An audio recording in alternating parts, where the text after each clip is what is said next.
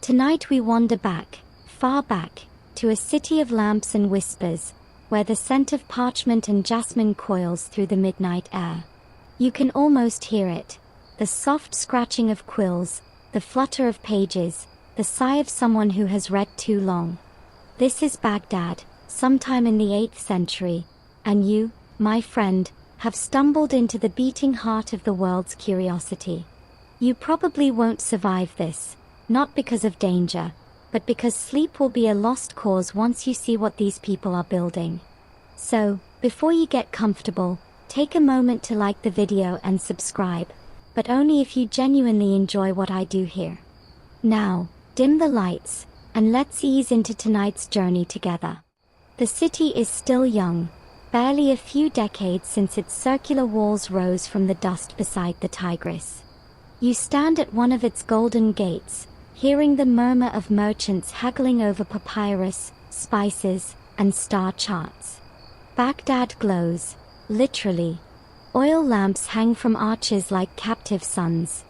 The Caliph Al-Mansur planned this city of peace as a cosmic diagram of reason, its streets radiating like thought lines from a single brilliant center. You step inside and instantly feel how everything breathes knowledge. Even the blacksmiths argue about geometry. Somewhere a storyteller recites tales of Alexander, folding ancient Greek legends into Arabic rhymes. Historians still argue whether Baghdad's founding really was meant to symbolize the heavens, but as you drift deeper into its symmetry, it's hard not to believe that it was designed by someone who measured dreams. You pass under balconies where students debate Aristotle, their words falling like sparks into the street. The air tastes of ink, sharp, metallic, alive. You catch a whiff of sandalwood from a nearby perfumer, who's also reading Galen's medical texts between customers. Here, nobody works just one trade. Scholarship leaks into everything like spilled light. Even the baker you meet boasts that he once memoized Euclid between kneading sessions. He offers you a date cake and says, "A man who feeds the body without feeding the mind is only half alive." You nod, partly because it sounds profound, partly because the cake is really good. You wander toward the Tigris, following the hum of conversation. There, you find scholars lounging on rugs under pomegranate trees, arguing about whether numbers are divine or merely human tools. One of them, a mathematician with henna-stained fingers, sketches equations in the date, then erases them instantly, muttering, "Perfection fears permanence." It's a strange thought, but in this city, everyone speaks in riddles, as if the air itself demands poetry. And above it all, Baghdad's domes shimmer in the moonlight like mirrors of the Milky Way. You tilt your head and realize the architects have built the skyline to echo the stars. Historians still argue whether this was intentional design or happy accident, but the effect is hypnotic, a city patterned after the heavens it tries to understand. Here's your first mainstream historical fact. Under the Abbasid caliphs, Baghdad really did become the epicenter of global learning, drawing scientists, poets, and translators from as far as India and Byzantium. Its scholars preserved and expanded ancient texts, building bridges of language where empires once built walls. That part is undeniable. One chronicler claims the caliph ordered astrologers to pick the exact moment to lay the city's foundation stone, calculating a birth chart for Baghdad itself. Whether that's superstition or genius urban planning, who knows? The stars apparently agreed, because the city thrived like no other. As the night deepens, you walk past caravans unloading crates of scrolls. Some come from Alexandria, others from Damascus, and a few wrapped in silk from far-off India. One camel looks deeply unimpressed by philosophy, flicking its tail as a man argues that Greek logic can coexist with Islamic theology. You can't help but smirk. Even animals here are tired of epistemology. Then you hear something softer, a hum of scribes writing in candlelight. The sound is soothing, rhythmic, like rain on parchment. You peek inside a small study chamber where two young scholars are copying a lost treatise by Archimedes. They whisper translations back and forth, testing Arabic equivalents for Greek terms. Does MZA with macronym fit better for balance? One asks. The other shrugs, ink smudging his cheek. You realize this is what history sounds like being made. Not trumpets and wars, but gentle disagreements over vocabulary. And you also realize something else. Nobody's asleep. The city, for all its serenity, never really rests.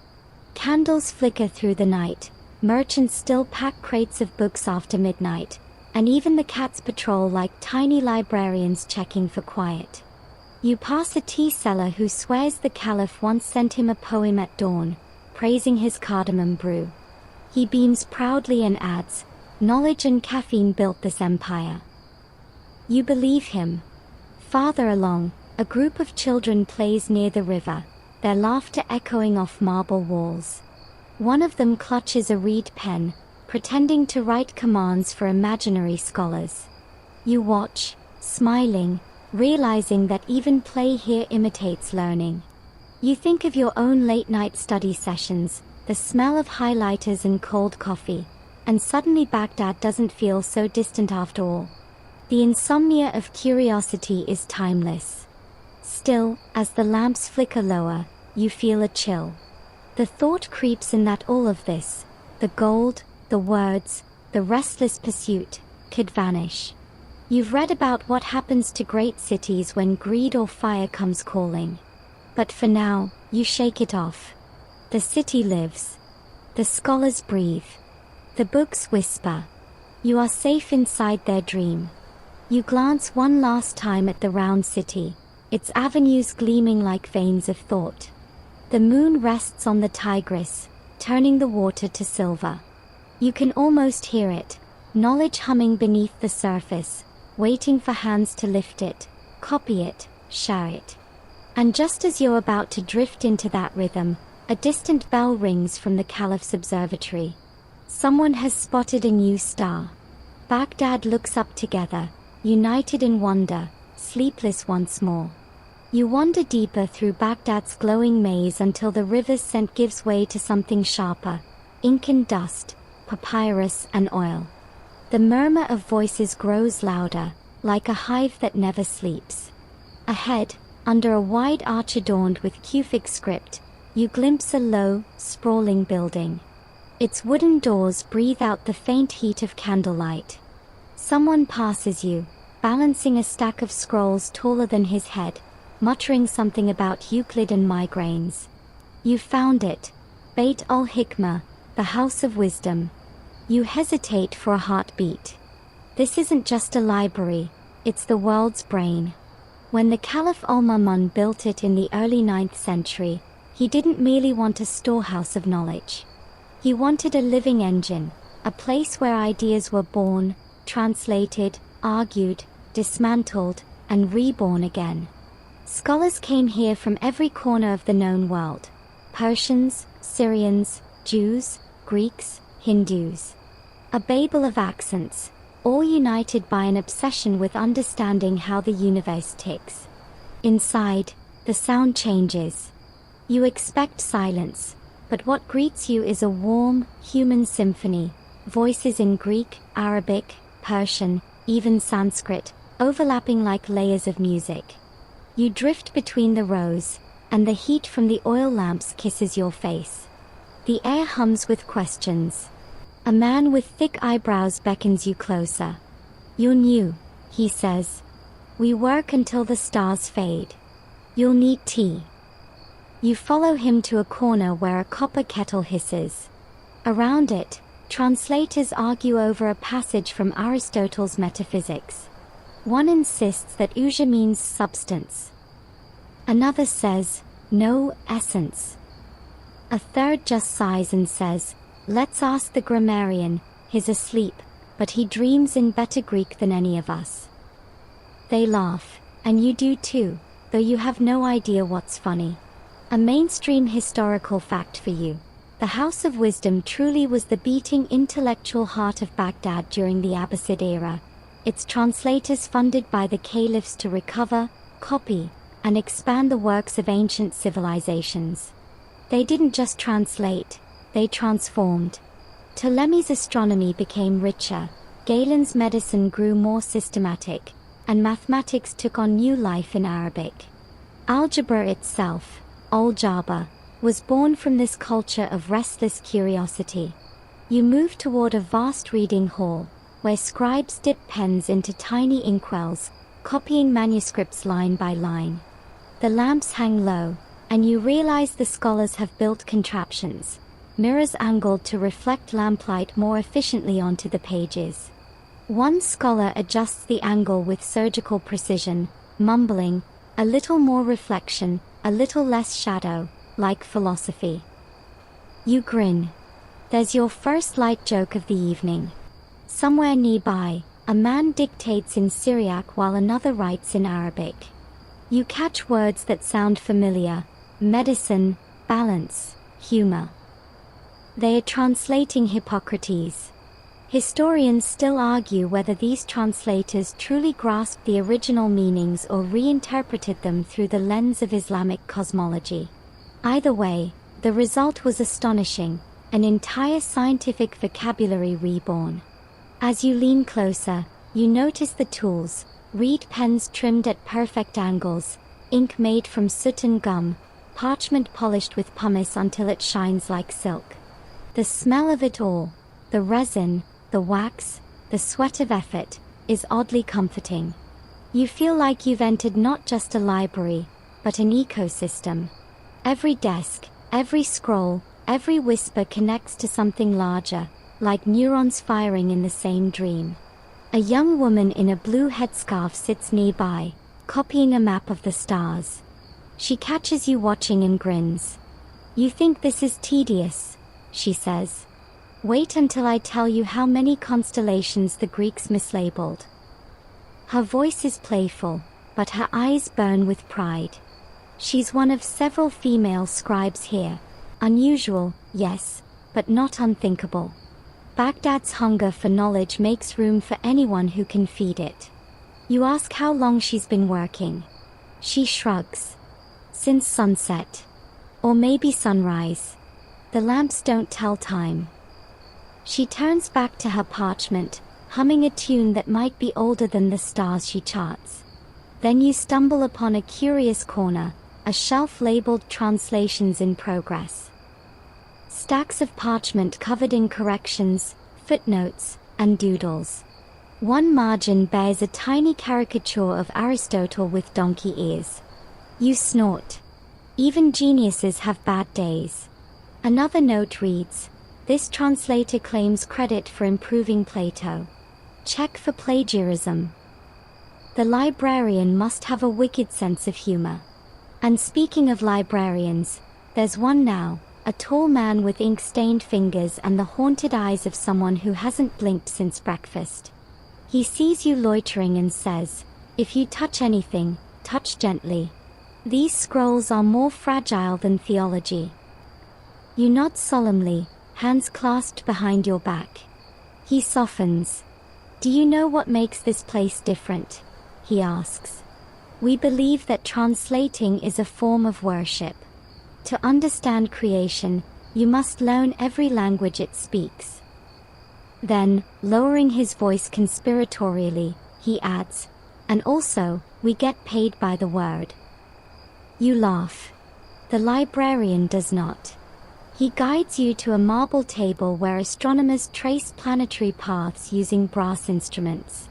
You glimpse circles, arcs, and strange notations like tiny constellations drawn by candlelight.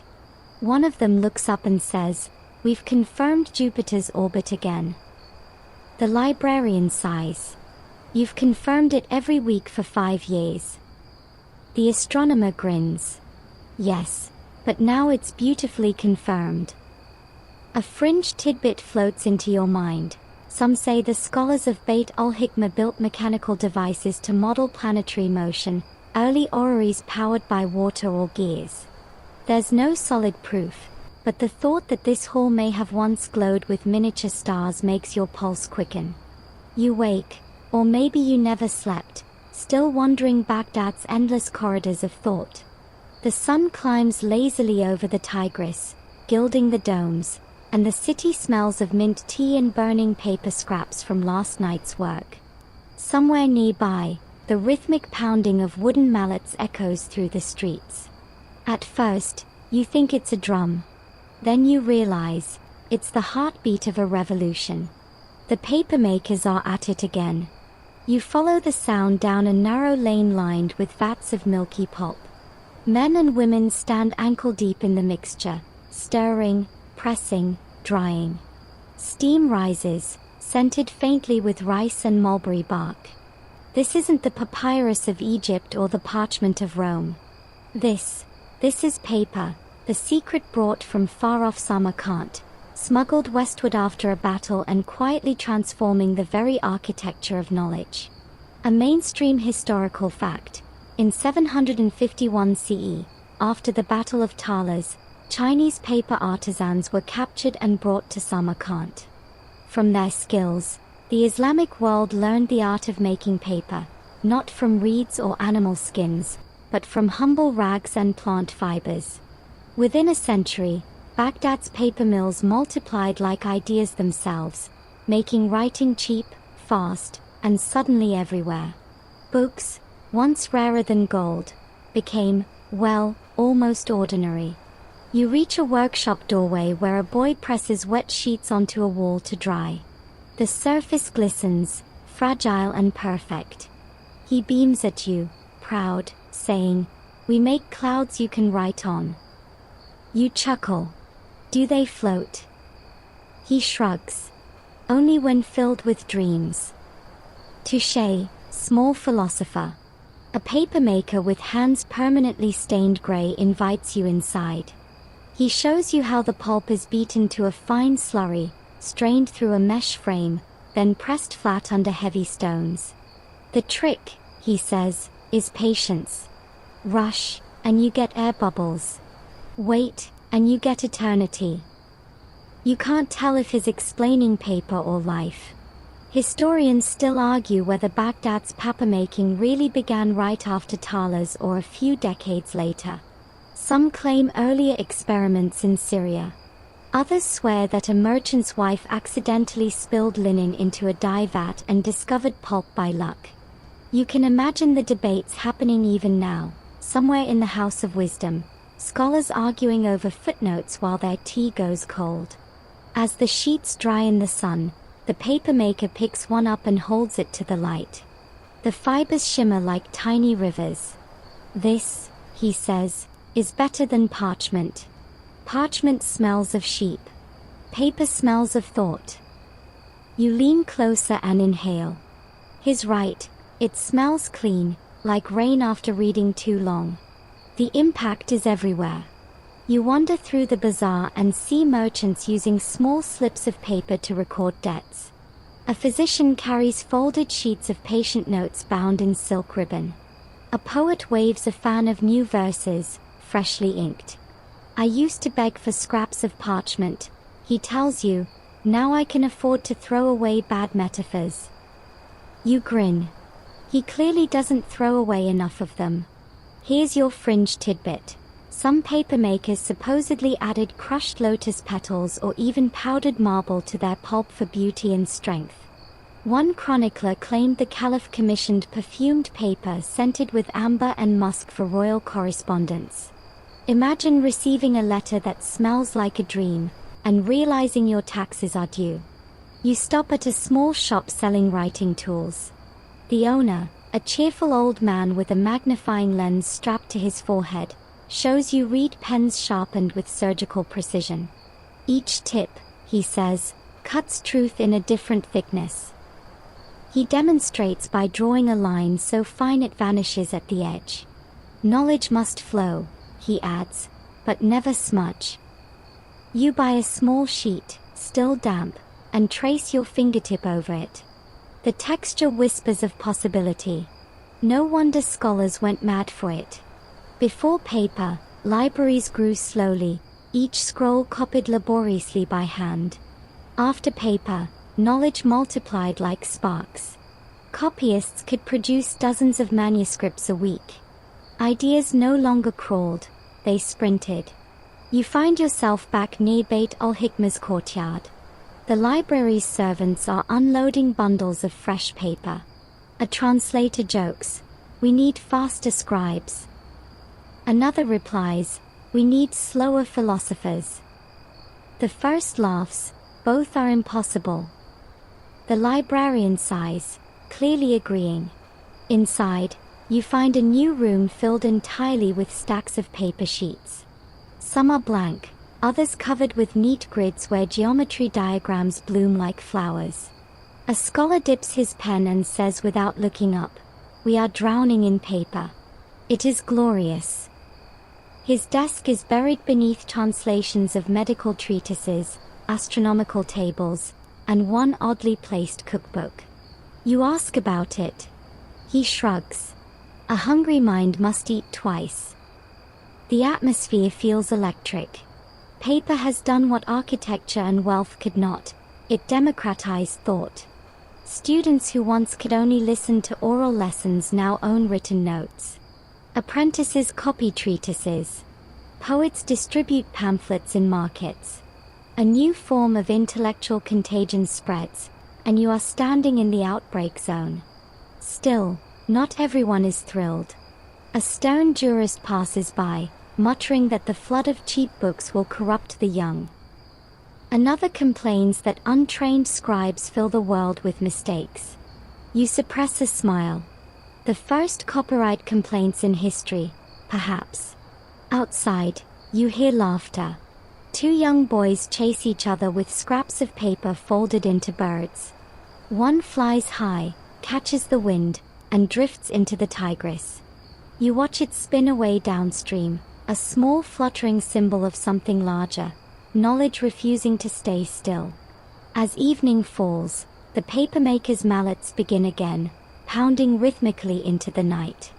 You realize you've heard that sound before, echoing faintly in modern printing presses, in the hum of servers, in the tapping of your own keyboard. Each beat is a promise. Ideas will find new forms. You pass a weary scribe closing his inkwell. He stretches, looks at his stack of copied pages, and smiles. "Paper has no soul," he says, "but it lets ours travel." Then he snuffs his lamp and leaves. You stand for a moment longer, surrounded by silence and the faint scent of pulp drying in the dark. The moon rises, pale and unblinking. The city glows once more, and you understand. With paper, Baghdad no longer needs sleep.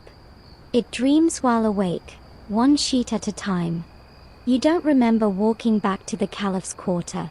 It feels as though the night simply pulled you there, drawn by the scent of cinnamon, the clink of brass lamps, and the low drone of scholars still debating under the stars. The palace is not quiet, it never is. Even at this hour, servants pad silently through hallways carrying books instead of trays, and you catch yourself thinking that insomnia might actually be an imperial policy. Somewhere within, Caliph Harun al-Rashid, the man of legend, of 1001 Nights fame, paces his private library. The ruler of half the known world, and yet, what keeps him awake are questions.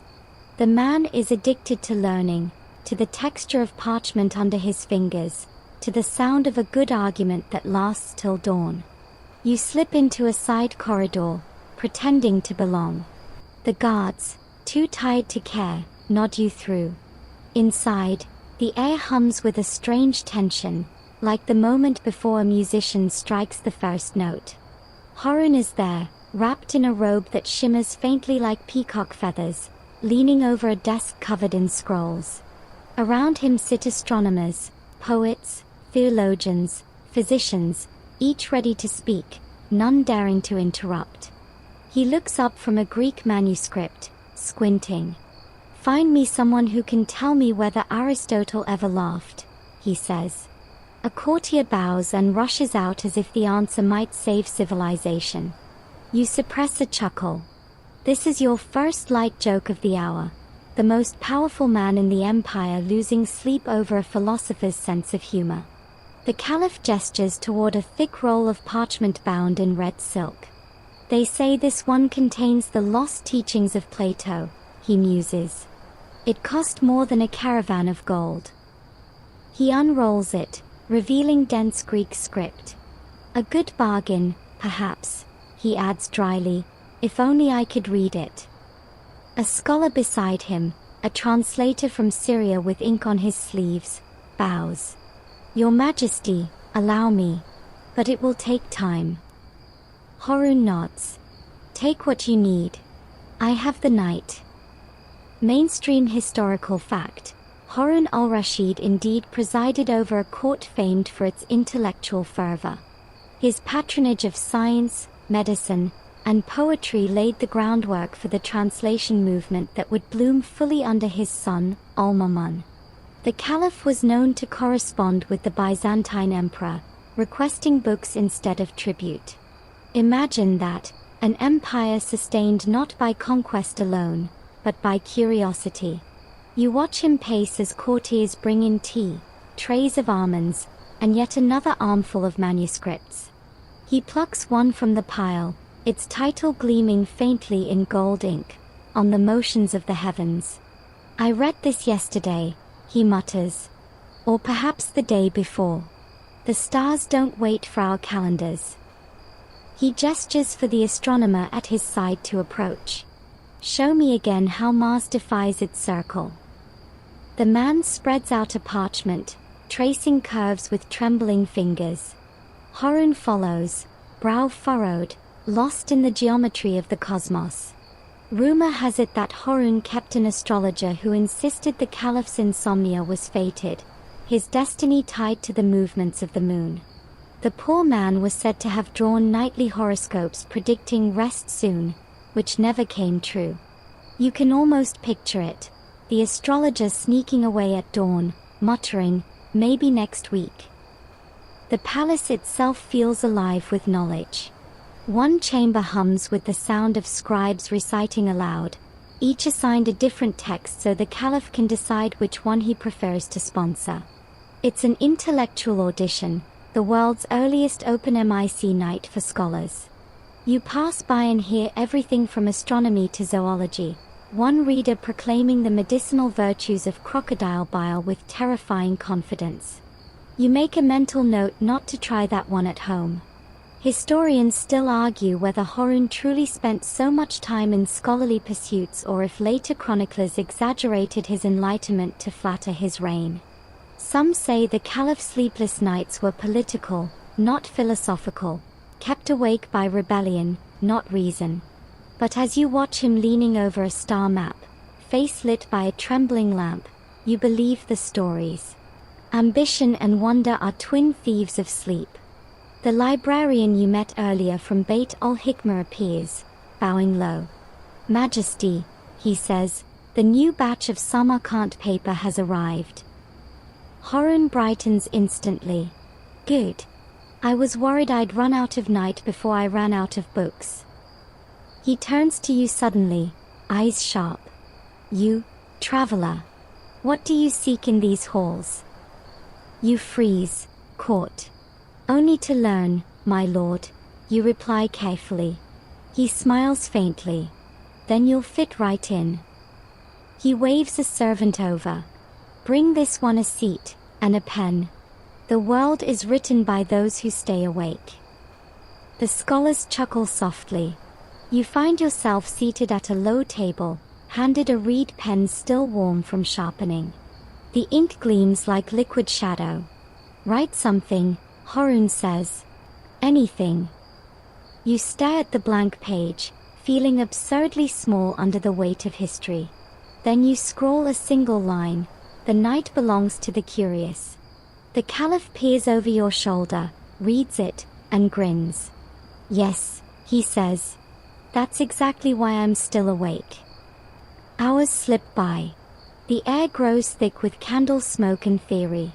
Poets read verses comparing the human soul to planetary orbits. Physicians argue over the four humors while nibbling dates, perhaps testing the effects of sugar on melancholy. Someone quotes a Greek philosopher, someone else counters with a Quranic verse, and Harun listens to all, nodding like a conductor guiding an orchestra made entirely of ideas. By dawn, the lamps burn low. The Caliph sits back, eyes red-rimmed but bright. "Another night well spent," he says. A servant refills his cup. He doesn't drink. Instead, he gazes out toward the river. "When I die," he murmurs, "bury me with a book. I'll need something to read while I wait." You leave the palace quietly, the scent of ink still clinging to your hands. The first call to prayer rises over the city, soft and steady. You look back once, seeing the palace windows still glowing. Somewhere inside, Harun al-Rashid has picked up another scroll. Sleep is overrated, after all, when eternity fits between two covers. By the time you return to the library quarter, the city feels like it's humming on the edge of caffeine and genius. Baghdad doesn't just wake, it resurfaces. You pass sleep-deprived translators blinking in the morning light, their robes dusted with parchment crumbs and pride. The air smells of ink, cardamom, and mild despair. You, too, are beginning to understand. Translation here is both religion and endurance sport. Inside Beit al-Hikmah, a new day of chaos begins. The same hall you saw last night has transformed into a marketplace of murmurs. Each desk comes with a different language: Greek, Syriac, Persian, Sanskrit, and, of course, Arabic. The scholars joke that you could walk from Plato to Ptolemy in 20 steps and hear 20 accents. And you do. At one table, a Greek philosopher's words are being transformed, slowly, painfully, into Arabic. The translator squints, muttering, "He wrote nous, the mind, but what kind of mind? Intellect? Soul? Common sense?" His assistant suggests AQL, the word that means reason and restraint. Too moral, the first complains. Aristotle wasn't writing a sermon. You realize this is what progress sounds like: argument, uncertainty, a little bit of sass. Mainstream historical fact: many translators at Beit al-Hikmah were Christian or Persian scholars trained in Syriac. Figures like Hunayn ibn Shak, the most famous among them, translated Galen and Hippocrates with such precision that their Arabic versions later re-entered Latin Europe, becoming the backbone of medieval medicine. What began as conversion of words became conversion of worlds. You drift closer to a group working on Plato's Republic. A young scribe whispers, "Careful. The Caliph's cousin doesn't like the idea of philosopher kings." The translator grins. "Then we'll just make Plato say wise ministers instead." He winks, dipping his pen. You laugh under your breath. That's your light joke number one. Ancient censorship, Baghdad edition. But there's another side to the translation game: the tricksters. You overhear two scholars gossiping about a certain translator who improves Aristotle when he finds the original boring. He rewrote half of Ethics, one scoffs, then sold it back as an annotated edition. You almost admire the audacity. Apparently, plagiarism was already a respected literary form. A fringe tidbit for you: there are stories of translators deliberately inserting jokes or local proverbs into Greek texts just to see if anyone noticed. One infamous example turned a phrase about golden mean into the price of lentils. Historians still argue whether that was satire or sloppy handwriting.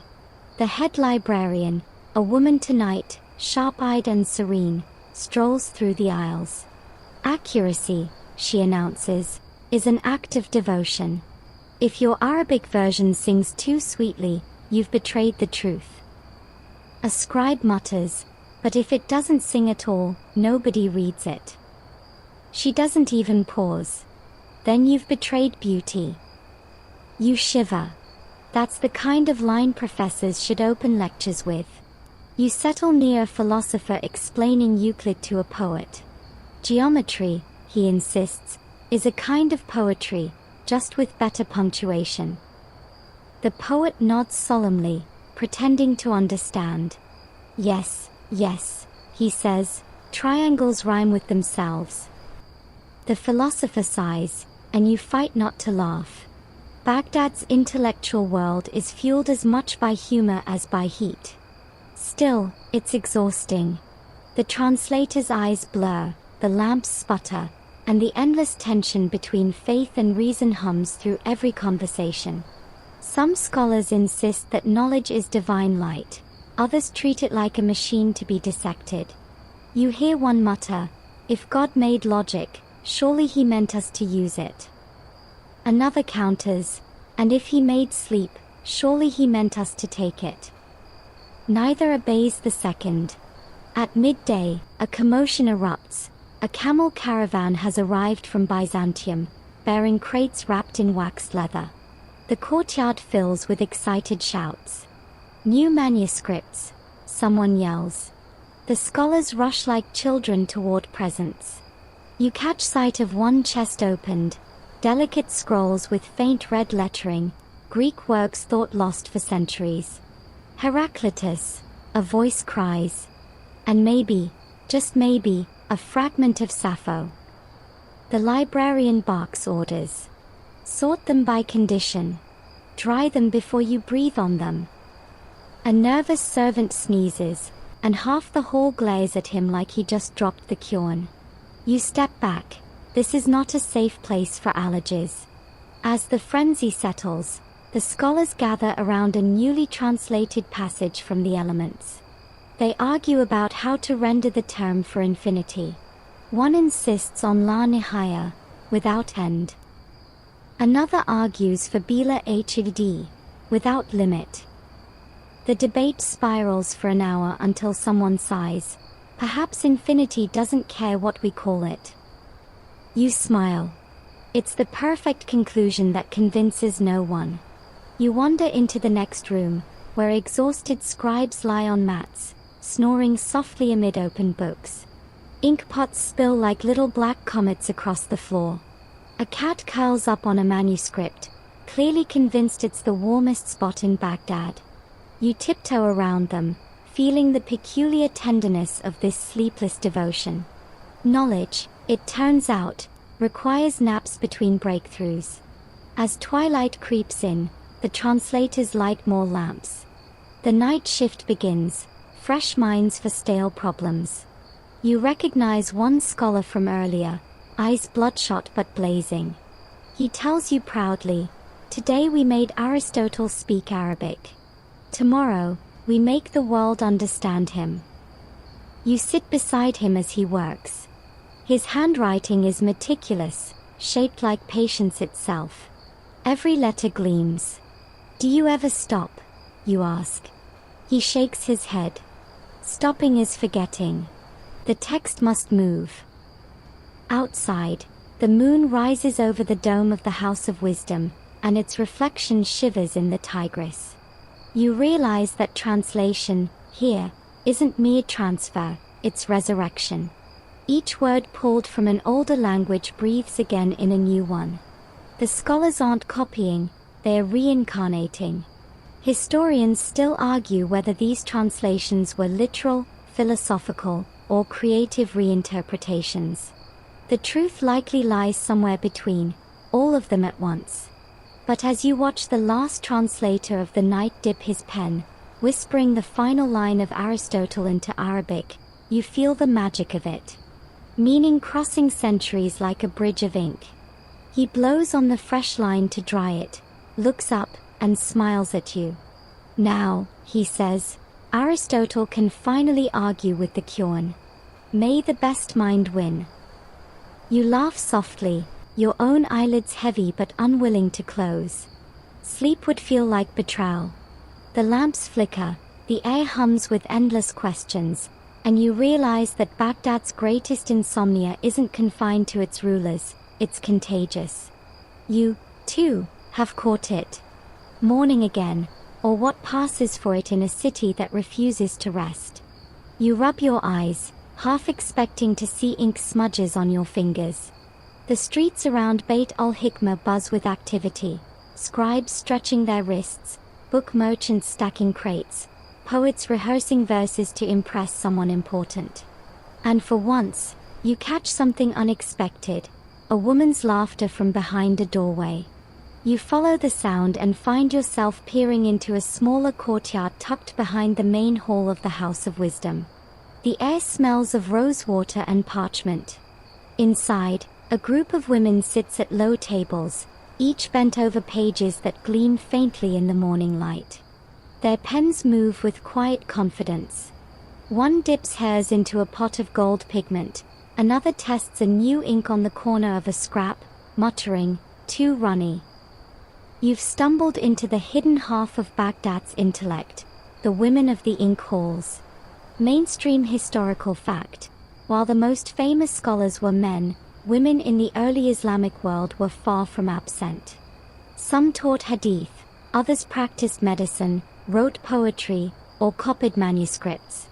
Names like Fatima al-Fihri, who founded the Qarawiyyin University in Fez, and Lubna of Cordoba, a mathematician and calligrapher, are just the visible peaks of a much larger, quiet network of educated women who kept the machinery of knowledge turning. Here, in this courtyard, that truth breathes. A young woman with steady eyes looks up from her work and says, "We write for the same reason men do, because silence is unbearable." She gestures for you to come closer. Sit. Ink dries better when someone listens. You take a seat beside her, careful not to smudge anything. Her name, she tells you, is Zura. She copies Quranic manuscripts by day and philosophical treatises by night. Her handwriting is flawless, looping like the edge of a dream. She explains that the ink's secret ingredient is pomegranate rind, good for clarity and patience. You ask if it works. She smiles wryly. For the ink, yes. For me, not so much. There's your first light joke for this section, dry as desert air. You glance around. The walls are lined with shelves holding volumes of poetry, medicine, astronomy, and law. Some bear women's names in delicate calligraphy, attributions, ownership marks, dedications. People assume we only copy, Zura says. But sometimes we edit. Occasionally, we correct. She lowers her voice. Once, I fixed an entire paragraph of Galen that made no sense. The men thanked God for the improvement. I thanked my grammar teacher. A fringe tidbit: a few surviving manuscripts from the Islamic Golden Age actually do bear the signatures of female scribes and calligraphers, rare but real. One, signed by a woman named al-Kerm, includes a small note in the margin, "I wrote this by moonlight while the world slept." You can almost hear her voice echo through time. Zura leans closer. "Do you know why we work at night?" she asks. "Because the world forgets we exist when it's dark. That's when ideas feel safest." Her lamp flickers. "Besides," she adds, "the men argue too loudly during the day." You can't help laughing softly. Baghdad's insomnia, it seems, belongs to everyone equally, just in different rooms. Historians still argue whether women in Abbasid Baghdad were allowed full access to institutions like Beit al-Hikmah or worked privately through patronage and household academies. The evidence is scattered, like the ink blots on Zura's desk. But the truth hides between the lines. You can feel it in the quiet determination of these rooms. A girl of maybe 12 shuffles in carrying fresh sheets of paper. She's barefoot, her hair tied with a bit of string, and she radiates pride as she sets down the stack. Zura hands her a pen and says, "Your turn." The girl hesitates. "I can't yet." Zura smiles.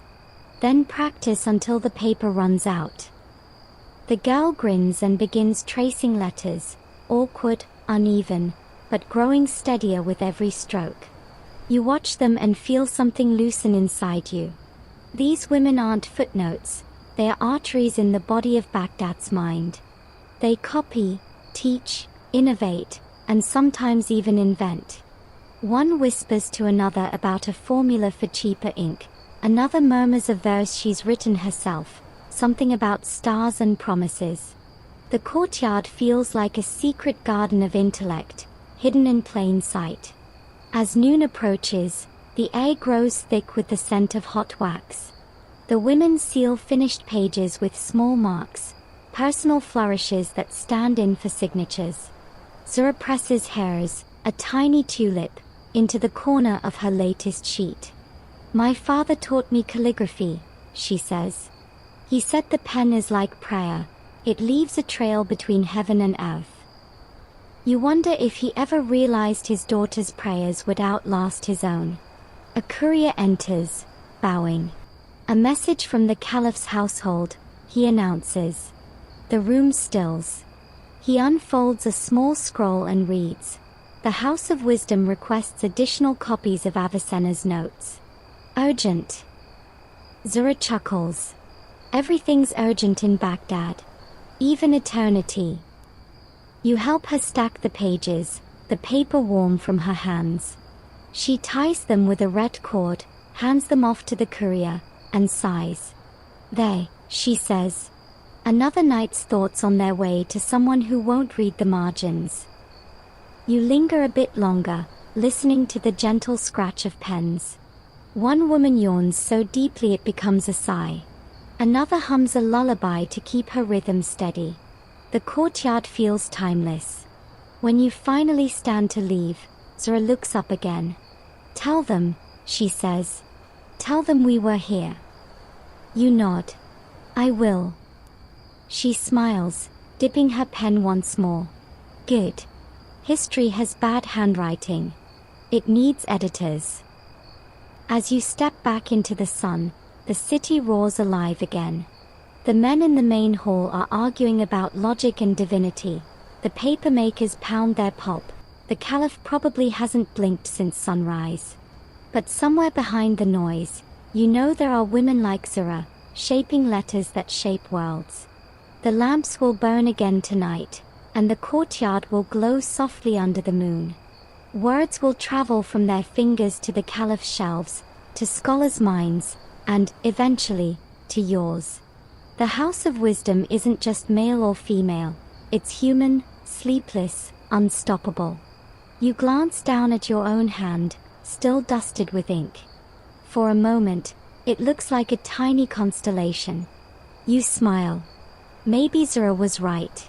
Maybe writing really is prayer that never ends. The night creeps back over Baghdad like a velvet curtain drawn by an unseen hand. You're still awake, naturally, and the city hums around you as if it, too, can't bear to close its eyes.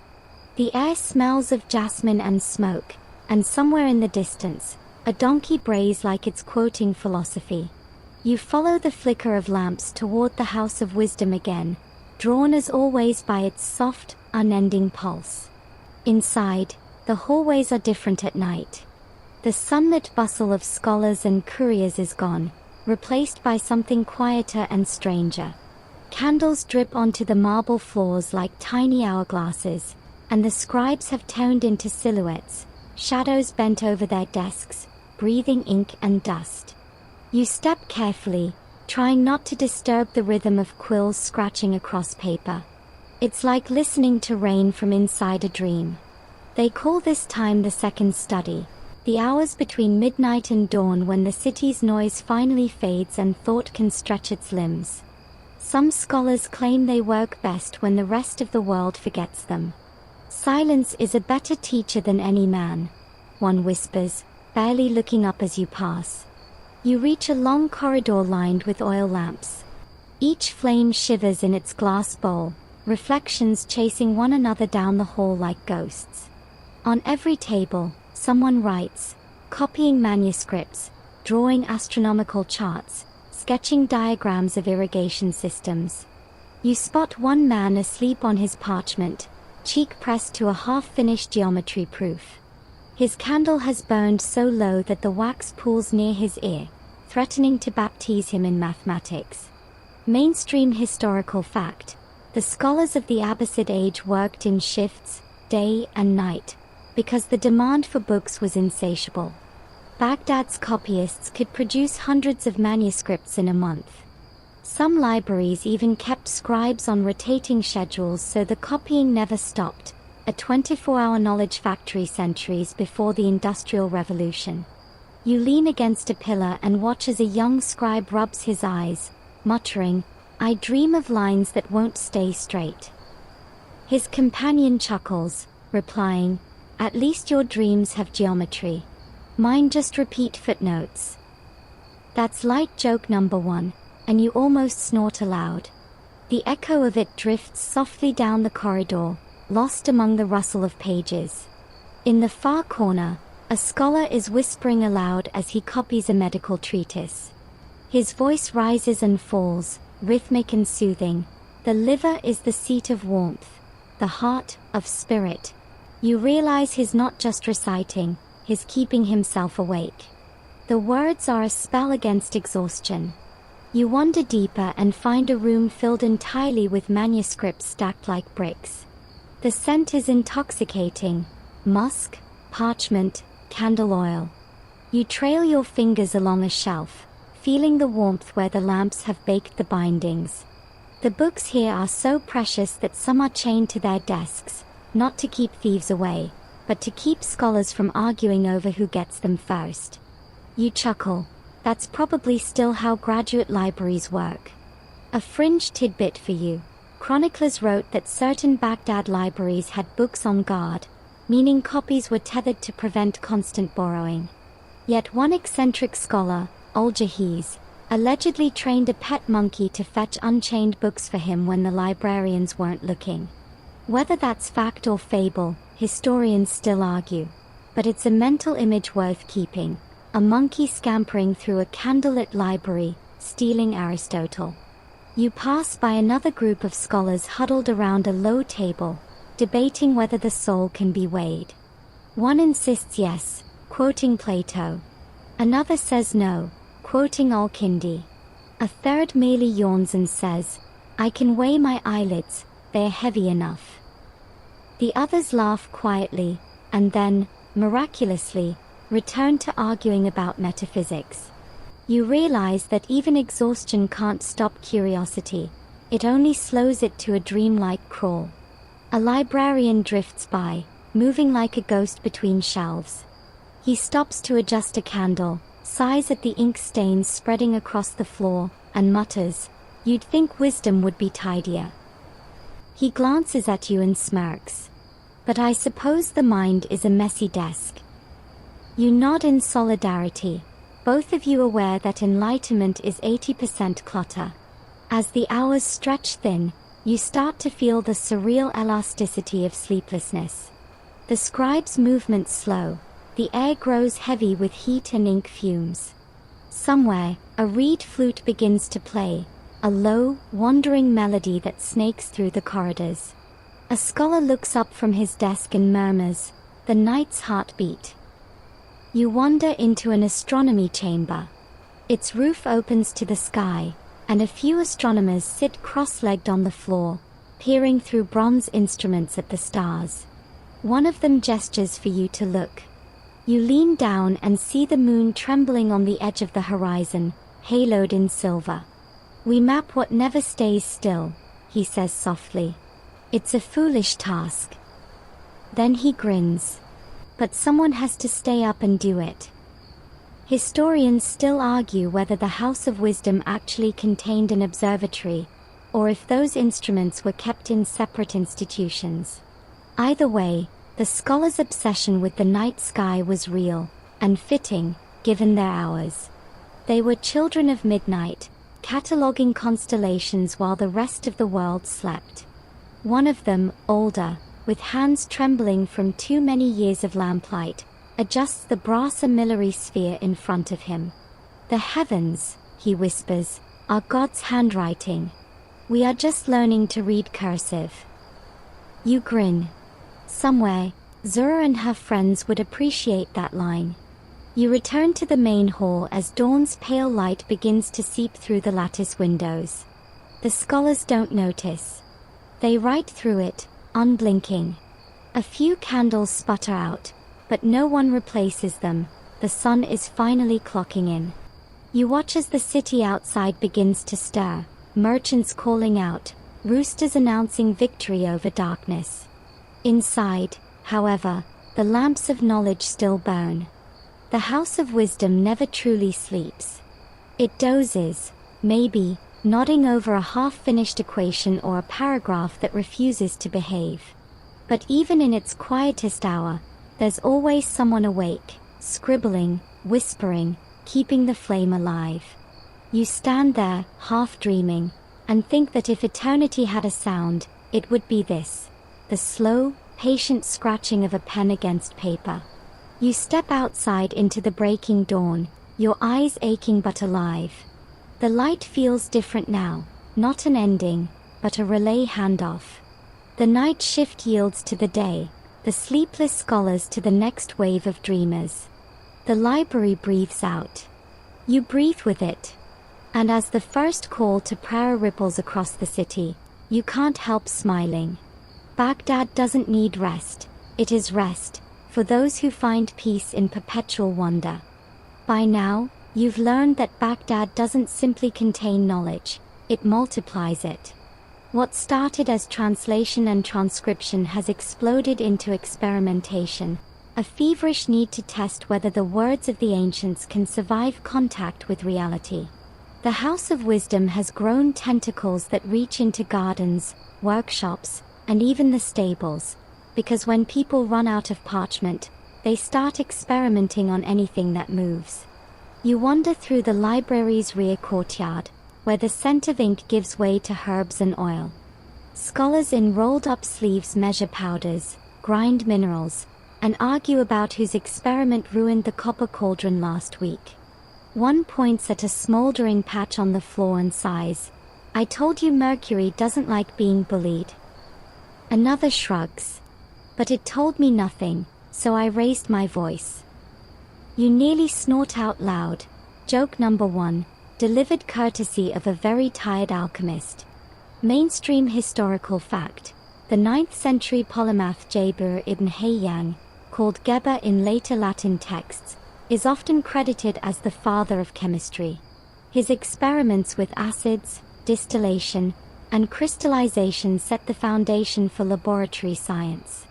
His followers filled volumes with recipes for dyes, perfumes, and medicines, but also coded alchemical metaphors that made the Inquisition look straightforward. You edge closer to a workbench where a young man fans smoke away from his face. He's distilling something that smells both sweet and dangerous. "Ink solvent," he mutters, "or maybe immortality. We'll see." He pours a drop onto parchment. It smokes violently and leaves a perfect hole. "Ah," he sighs. "Neither." It's strange to watch intellect get its hands dirty. The scholars here aren't content to copy Galen or Aristotle. They are determined to surpass them. Glass tubes glint in the lamplight, copper alembics bubble softly, and one man chants measurements under his breath like a prayer. 2 parts vinegar, 1 part honey, 3 parts patience. A scholar with soot on his cheeks waves you over. "Come, watch this," he says proudly, showing you a piece of paper coated in shimmering blue. "We're making a new kind of ink, one that won't fade in sunlight." He grins. For when poets think their words deserve eternity. Then, lowering his voice conspiratorially, "And maybe a few tax collectors too." Historians still argue whether the experiments recorded under Jabir's name were performed by one man or by generations of students using his pseudonym. The corpus is so vast that modern chemists joke he'd need a time machine to finish it all. Yet the spirit of inquiry was real, the desire to turn ink, light, and dust into understanding. A commotion erupts at the far end of the courtyard. A scholar is chasing a small glass sphere that's rolling across the floor, glowing faintly blue. "Catch it!" he yells. No one moves. You step aside as it bumps your sandal and settles harmlessly. "What is that?" you ask. He shrugs. An experiment. Possibly air, possibly embarrassment. You grin. Baghdad's first recorded lab accident. Another group nearby dissects plants, murmuring about their temperaments. One insists basil is hot and dry, another claims it's cool and moist. You interject, it's delicious. They stare at you like you've blasphemed against Hippocrates. You move along, drawn by the rhythmic clatter of a water wheel. Behind a low arch, an engineer is tinkering with gears. He gestures to a contraption of brass and rope, half fountain, half monster. This will lift water without a camel, he says proudly. Perfect for irrigation, or for impressing dinner guests. The wheel turns once, twice, then stops with a groan. He sighs. Still, it works better than my cousin. Mainstream historical fact number 2, because this one deserves it. Engineers of the Abbasid era, like the Ban MSA with Macron brothers, wrote the Book of Ingenious Devices, detailing automata, self-trimming lamps, and fountains that could change shape. They described mechanisms using gears, valves, and feedback systems, concepts that predated modern robotics by a millennium. You stand mesmerized as a brass bird nearby begins to chirp, powered by hidden steam. A gift for the Caliph, the engineer explains. It sings until the oil runs out. Like most poets. You chuckle. Baghdad's workshop of wonders never disappoints. A fringe tidbit. One manuscript claims that the Ban MSA with Macron invented a mechanical servant capable of pouring wine, bowing, and refilling cups when guests weren't looking. Historians still argue whether that's truth or poetic exaggeration, but if it's true, the first robot butler didn't come from Silicon Valley. It came from a 9th century courtyard that smelled like sesame oil and ambition. You move toward another table where an elderly scholar is scribbling formulas. What are you calculating? You ask. He squints. Volume of tears shed over unsolved equations. Then he chuckles. Actually, it's for canal design, but the tears help. You like him immediately. His name, you later learn, is Al-Karaji, an early mathematician working on algebraic equations and water management. The man looks exhausted and thrilled in equal measure, as though he's one proof away from enlightenment, or collapse. As night deepens, the courtyard fills with murmurs and steam. Someone drops a flask. It shatters, sending the smell of vinegar and rose into the air. No one scolds him. Failure, here, is just another ingredient. You wander past tables of glass jars labeled with everything from saffron oil to liquid moonlight. You're tempted to open one, but a stern assistant warns, don't. We're not sure which one bites. Fair enough. You keep walking. At the far end, a quiet figure sits beneath a hanging lamp, writing alone. His name, you overhear, is Al-Razi, known later in Europe as Rhazes. He's compiling a massive encyclopedia of medicine, drawing on Greek and Persian sources, but adding his own observations from treating patients. His hands move quickly, his tone calm and precise. Do not rely on authority, he murmurs. Observe. You feel chills. It's the birth cry of the scientific method. He looks up briefly, eyes tired but sharp. Knowledge grows, he says, only if you test it. And testing, my friend, requires ruin. He gestures at the cluttered benches around him. This is what progress looks like, burned fingers and broken glass. You nod. It feels truer than anything else tonight. You linger as the lamps gutter low. The courtyard glows in soft orange, scholars moving like ghosts through steam. You realize this is the other heartbeat of Baghdad, not the calm whisper of scribes, but the pulse of invention. The House of Wisdom isn't just a library anymore. It's a laboratory, a dream workshop, a restless beast fueled by curiosity. When you finally leave, your robes smell faintly of sulfur and olive oil. You glance back once more at the glowing windows. Inside, someone laughs, someone curses, and someone quietly takes notes on both. The night belongs to experimenters now. They'll keep mixing, distilling, breaking, fixing, and laughing their way towards something no one's named yet. And when morning comes, the caliph will smile at their discoveries, blissfully unaware of how many eyebrows got singed along the way. By dawn, the scent of alchemical smoke fades into something gentler: paper, clay, and the sweet musk of dried reed. The House of Wisdom is quieter this morning. The night's inventors have gone to collapse on their mats, leaving behind half-finished experiments and a faint hum of pride. You move through the hall, stepping over a toppled brass tube that might have been part of a fountain or possibly a failed time machine. Hard to tell here. You follow the sound of a soft, rhythmic tapping, thunk, thunk, thunk, like rain against stone. It leads you to another courtyard, one you haven't seen before. Sunlight pours through an open roof, glinting off rows of clay tablets and piles of papyrus. Here, the smell of wet pulp and fermenting starch tells you what's happening long before you see it. This is where Baghdad manufactures its miracles. This is the paper mill.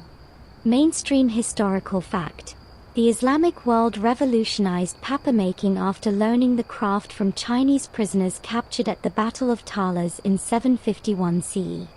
By the 9th century, Baghdad had become a center of mass paper production, surpassing parchment as the main medium for writing. Paper changed everything. Books could multiply faster, libraries could expand endlessly, and ideas could travel farther than ever before. You watch as men and women stir great vats of steaming pulp. They dip mesh screens into the mixture, lift them, and let the water drain, leaving behind a thin sheet that glows like moonlight. Each sheet is peeled off, pressed flat, and hung to dry on long lines that stretch across the courtyard. The air is thick with humidity and the soft slap of paper being handled like treasure. A wiry man with a red scarf waves you closer. Careful, he warns. If you step too hard, you'll ruin tomorrow's poetry. You look down and realize you're standing next to rows of drying pages. He chuckles, shaking his head. Visitors. Always walking on literature. That's joke number one. Gentle, but deserved. You ask him how the process works. It's simple, he says proudly. Take rags and waste linen. Beat them until they forget what they were. Add water, patience, and a little starch. Then dry the new sole flat. He smiles. Books are reborn from laundry. You help for a while, feeling the pulp squish between your fingers. It's oddly satisfying, like sculpting light. The man tells you that each batch has its own personality. Some sheets dry too fast, some too slow. Paper is like people, it doesn't behave unless you listen. You spot a young apprentice rubbing something over a finished sheet. What's that? You ask. She grins. Rice starch. Makes the ink behave. She lowers her voice. Sometimes we use egg whites too. Don't tell the poets, they'll start asking for omelets. A fringe tidbit. Some early Baghdad papers were so finely made that when European merchants first encountered them centuries later, they thought they were silk. And indeed, a few papermakers in Samarkand reportedly experimented with silk fibers, an extravagant mistake that historians still argue about. Too delicate, too expensive, but oh, what a shimmer it made under lamplight. Nearby, another worker scrapes thin gold dust onto wet paper. You stare, mesmerized. Illumination sheets, he explains. For QANS, royal decrees, or very confident love letters. He winks. The kind that say, I risked bankruptcy to impress you. You wander to the next chamber, where stacks of dried paper await stamping. Here, Artisans press watermark designs into the sheets, patterns of crescents, stars, even geometric arabesques. Every workshop has its mark, one says. That way, even a century later, someone can say, "Ah yes, this came from the Tigris mills."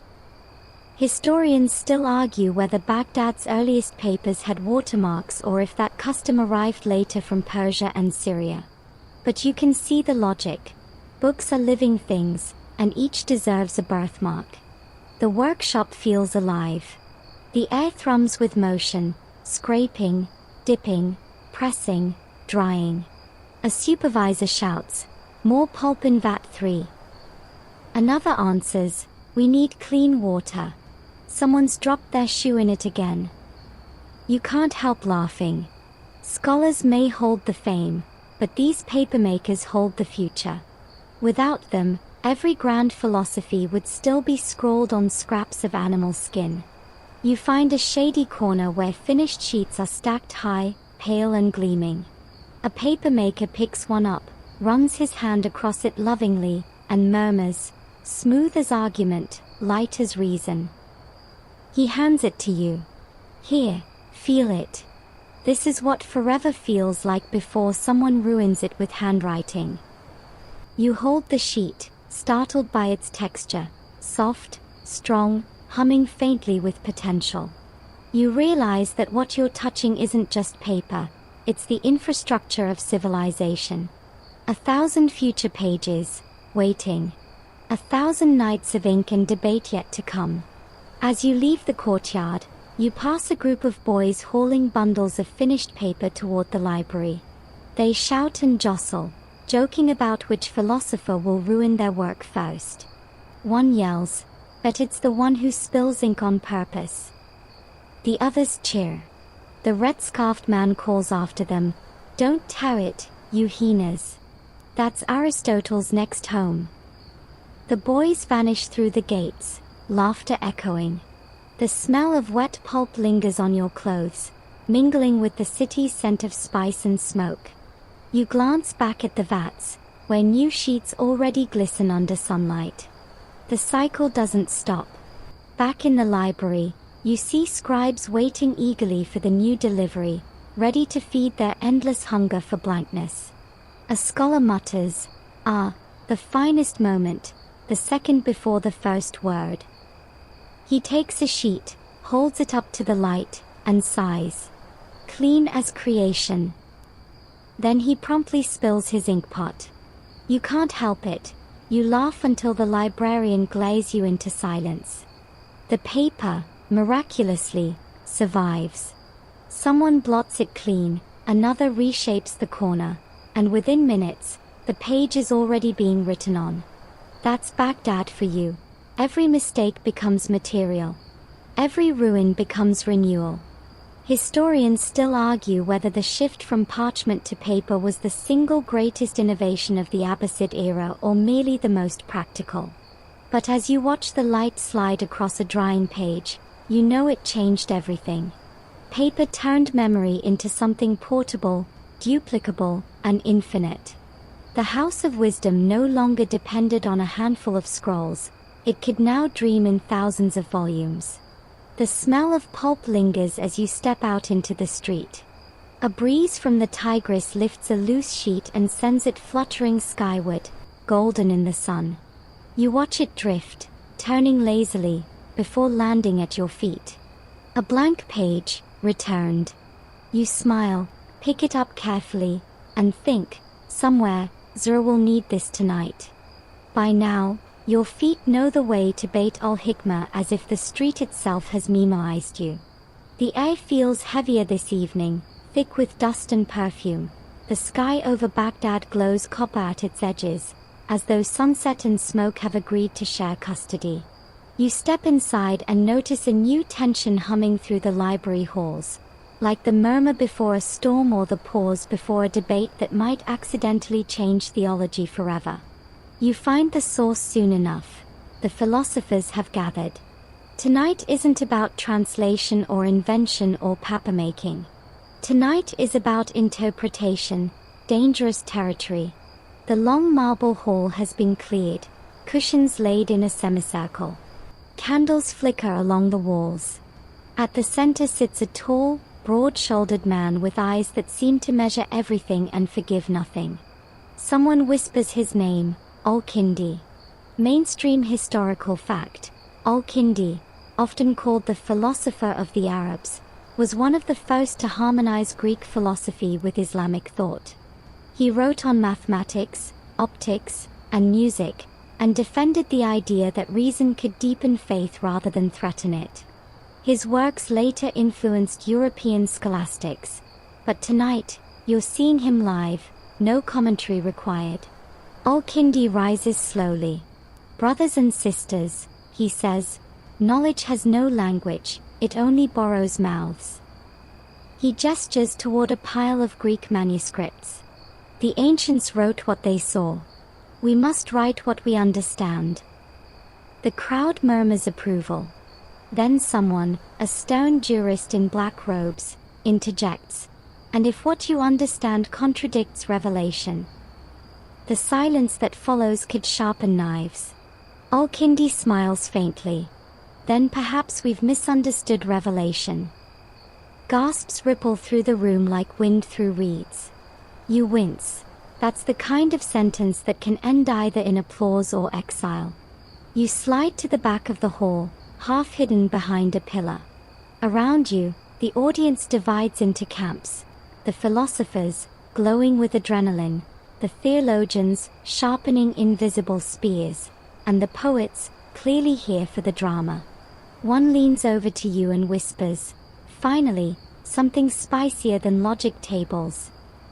Joke number 1 lands perfectly. A scholar stands, challenging Al-Kindi.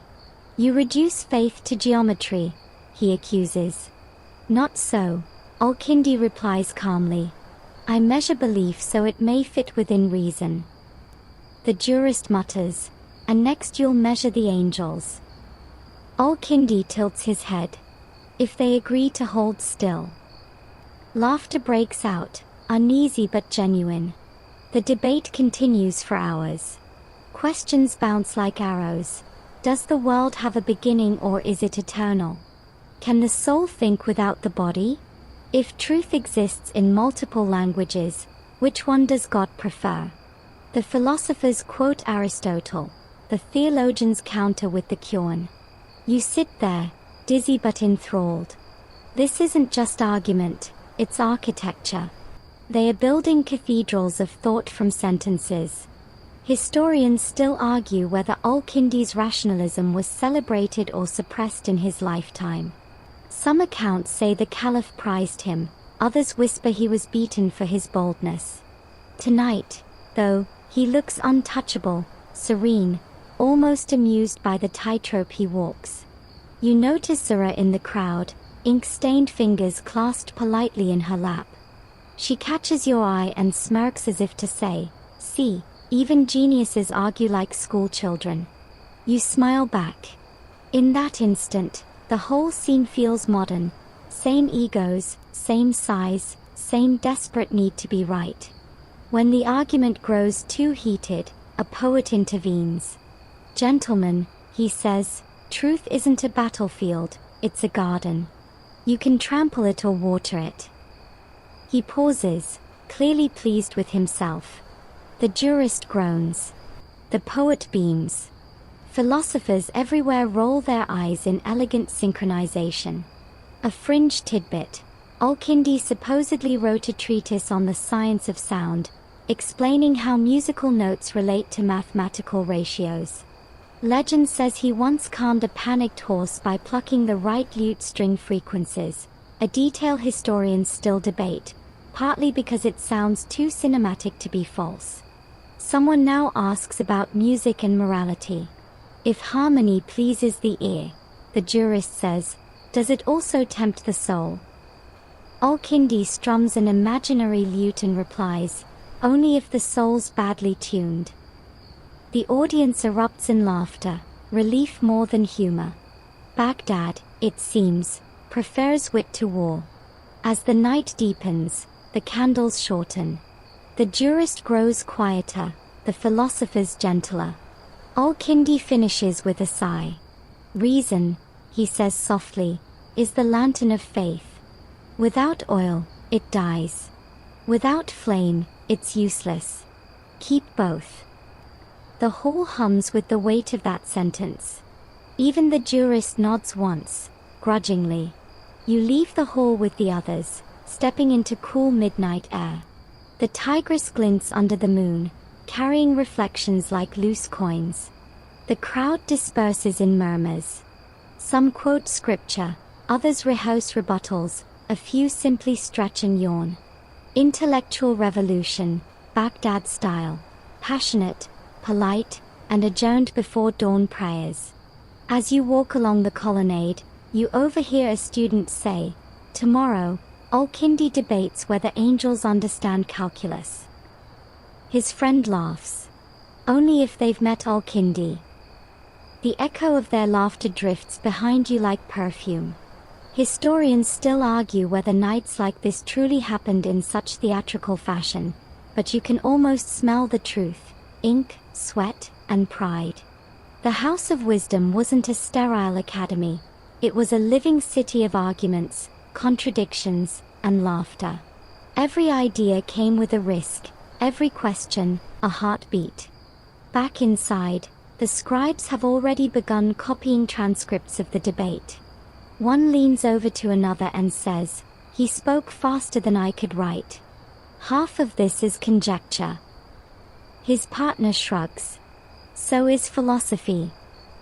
You stand there for a long moment, letting the rhythm of scratching quills replace the memory of raised voices. Knowledge here doesn't settle, it keeps expanding, like the Tigris after rain. You realize that argument, in this place, isn't division at all. It's circulation. You finally step out into the street, where the faintest breeze stirs the palms. Above you, the stars look like punctuation marks waiting for the next sentence. And beneath them, Baghdad, tired, brilliant, perpetually awake, keeps writing. The next evening, the city feels hungover on ideas. The echoes of last night's debate still swirl through the bazaars, traded like gossip and gold. "Did you hear what Al-Kindi said?" murmurs one bookseller. "He compared reason to a lantern." "Yes," another replies, and someone else nearly snuffed it out. You grin as you pass. Baghdad's version of trending news is always intellectual scandal. You turn toward a different quarter tonight, following the smell of burning oil and the rhythmic clank of metal. The streets narrow, the chatter fades, and soon you find yourself before a low building whose open doors glow with firelight. Sparks leap into the dark like restless thoughts. This is where theory meets steel, Baghdad's instrument makers. Inside, men and women work side by side over anvils, bellows, and workbenches strewn with brass gears, copper tubes, and glinting glass lenses. The heat rolls over you like a physical force. A smith glances up, wiping sweat from his brow. "Scholar or dreamer?" he asks. "Mostly lost," you admit. He laughs. "Good. That's the start of invention." Mainstream historical fact: many Abbasid artisans were also scientists. They built astrolabes, quadrants, and water clocks of extraordinary precision. These instruments weren't just tools. They were symbols of intellect and faith, embodying the conviction that measuring the universe was another way of praising its creator. You drift toward a table where a craftsman polishes a large brass disc covered in intricate markings. "Astrolabe," he says proudly before you even ask. It tells you the hour, the altitude of stars, the direction of Mecca, and sometimes, if you're lucky, whether your neighbor's lying about the time. Joke number one lands as he grins through his beard. He turns the disc in his hands, showing you the delicate network of circles, lines, and tiny Arabic inscriptions. "Each curve is a question," he murmurs. "Each engraving, an answer." And together, they turn the sky into a map small enough to hold. You can see why scholars call the astrolabe the portable universe. He invites you to watch as he assembles one from scratch. You observe the careful filing, the mathematical precision, the almost devotional patience. We use Euclid's geometry, he explains, but for God's time. A younger apprentice across the room hammers away at a thin sheet of copper, singing under his breath. When you ask what he's making, he replies proudly, "A water clock shaped like a lion." You raise an eyebrow. Why a lion? He shrugs. So people know when they are late, they've angered something powerful. A fringe tidbit. One of the Ban MSA with Macron brothers' successors designed a clock shaped like an elephant carrying miniature mechanical figures that struck symbols at each hour. Historians still argue whether it actually worked or existed mostly in diagrams, but the designs influenced automata for centuries. Baghdad loved machines that blended spectacle with precision, half science, half theater. You approach a quieter corner where a man with a scholar's posture is adjusting a long bronze tube. Observing, you ask. He nods. Refracting, he says. If light bends through glass, maybe thought does too. He holds up a polished lens to the lamplight, and for a brief second, you see the fire inverted inside it. Tiny, perfect, upside down. He smiles faintly. See? The world never lies, but it always misleads. Historians still argue whether optical experiments like these directly influenced Al-Haytham, the later pioneer of vision theory, but Baghdad's curiosity about light certainly laid the foundation. The idea that the eye receives light rather than emitting it was revolutionary, and somewhere in this workshop, you can feel that shift beginning. You sit for a while, mesmerized by the rhythm of metal and flame. Every clang of the hammer sounds like punctuation in a cosmic sentence. The air smells of oil, ash, and ambition. One artisan dips a rod into molten brass, lifts it, and says cheerfully, "Invention is just heat with good manners." You can't help but laugh. Nearby, a young woman is engraving a verse along the rim of an astrolabe. You lean closer to read. Who knows the stars knows himself. She glances up. It's for a merchant, she says, but he won't read it. He just wants to impress sailors. You grin. Still, a little secret wisdom never hurts. She smiles and continues carving, each line catching the light like a whisper frozen in metal. You realize these artisans aren't merely craftsmen, they're translators too, turning the abstract geometry of scholars into tangible beauty. As the night deepens, the workshop grows quieter. The forges glow softer, the hammering slows. One artisan hums a tune that might be a prayer. Another tests a completed astrolabe, aligning it with the North Star. Perfect, he says softly.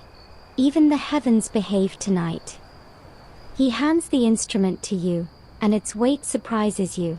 It's heavier than it looks, dense with math and meaning. The metal feels warm from his touch.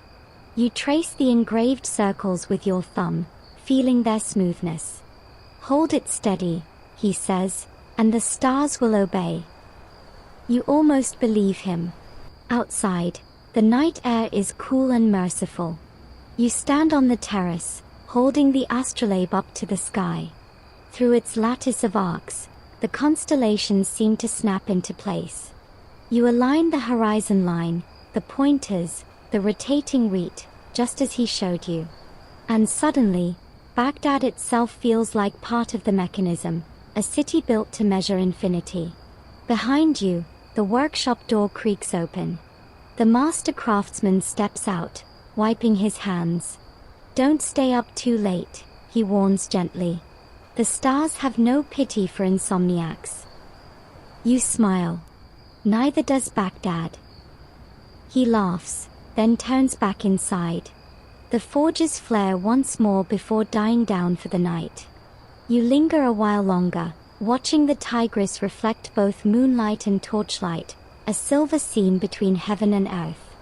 Historians still argue whether Baghdad's artisans truly understood the physics behind their inventions or if they worked mainly by intuition. But as you stand there, astrolabe in hand, you realize it doesn't matter. Knowledge isn't always about certainty. Sometimes it's about rhythm, the balance between heat and patience, precision and wonder. When you finally return the instrument, your fingers are blackened with soot and starlight. You wipe them on your sleeve, knowing they'll never quite come clean. That's all right. Some stains, like wisdom, are worth keeping.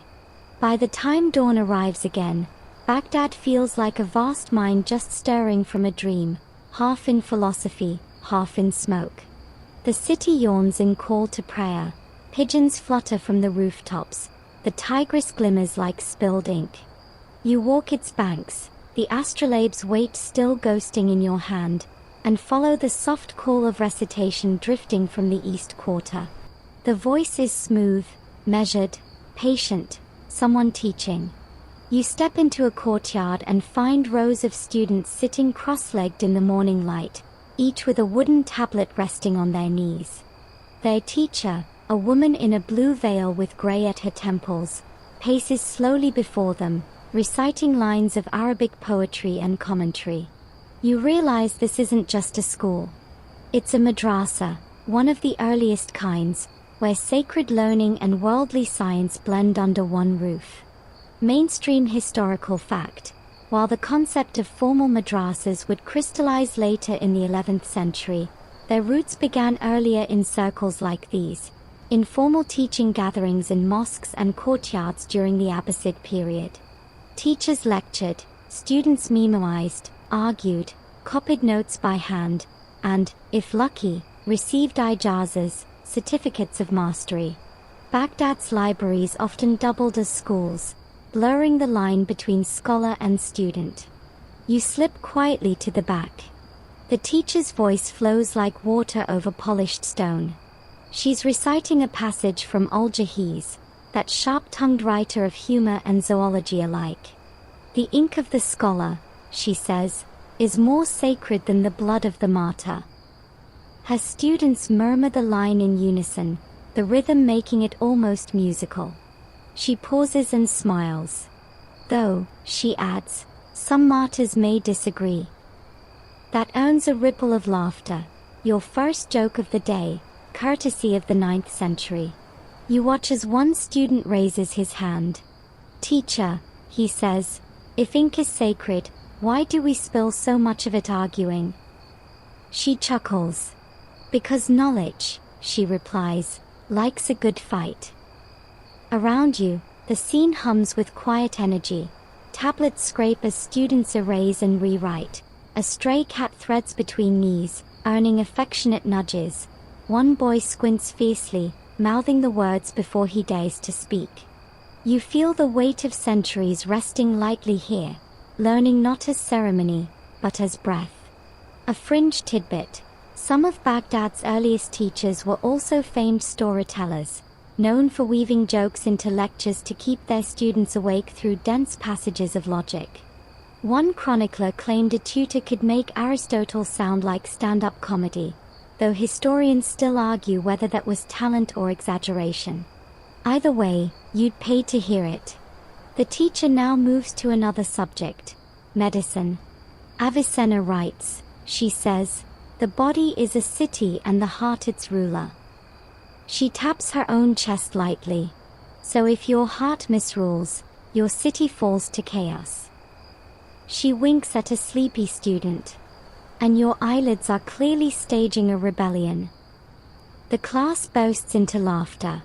She invites her pupils to share what they've read. A girl stands, unrolling a small scroll.